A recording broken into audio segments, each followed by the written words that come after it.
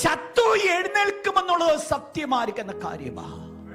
ശത്രു ഉയർക്കുമെന്നുള്ളത് സത്യമായ കാര്യമാ. ശത്രുവിന്റെ ഫോക്കസ് എന്നോടാണെന്നുള്ളത് സത്യമായ കാര്യമാ.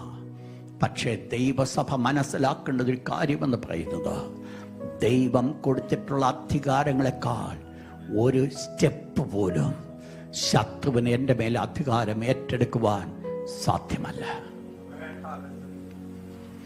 ഇവിടെയാണ് അനുഗ്രഹിക്കപ്പെട്ട ദൈവത്തിന്റെ ദാസൻ തന്റെ ജീവിതത്തിൽ വെളിപ്പാട് മുഖാന്തരമായിട്ട് മനസ്സിലാക്കിയത്.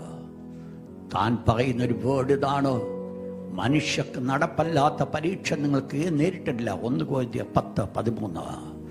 ആ വേർഡ് പറഞ്ഞ്, നിങ്ങൾക്ക് സഹിപ്പാൻ കഴിയുന്നത് മീതെ പരീക്ഷ നേരിടുവാൻ സമ്മതിക്കാതെ പരീക്ഷയോടുകൂടെ പോക്ക് വഴിയും നൽകിത്തരും. ഈ പത്തിയമാർക്കത്തെ വാക്യം എന്റെ സബ്ജക്റ്റിന് വളരെ അന്വർത്ഥമാണ്. ആ വാക്യം ഇതുമായിട്ട് ചേർന്ന് പോകുന്ന ഒരു കാര്യമാണ്. എന്താ അവിടെ പറയുന്നത്? നിങ്ങൾക്ക് സഹിപ്പാൻ കഴിയുന്ന മീതെ പരീക്ഷ നേരിടുവാൻ അവൻ സമ്മതിക്കത്തില്ല. പ്രിയപ്പെട്ട ദൈവത്തിന്റെ മക്കളെ, സ്വർഗസ്ഥനാർക്ക് ദൈവമാണ് ആയുധമുണ്ടാക്കുവാൻ കൊല്ലനെ ആക്കി വെച്ചിരിക്കുന്നുവെങ്കിൽ, ആ കൊല്ലനെ കൊണ്ട് ദൈവം ആയുധമുണ്ടാക്കുമ്പോൾ, പ്രിയപ്പെട്ടവരെ, എത്രമാത്രം പവർഫുൾ ആയിരിക്കും എന്നുള്ള സ്വർഗത്തിലെ ദൈവത്തിനറിയാം.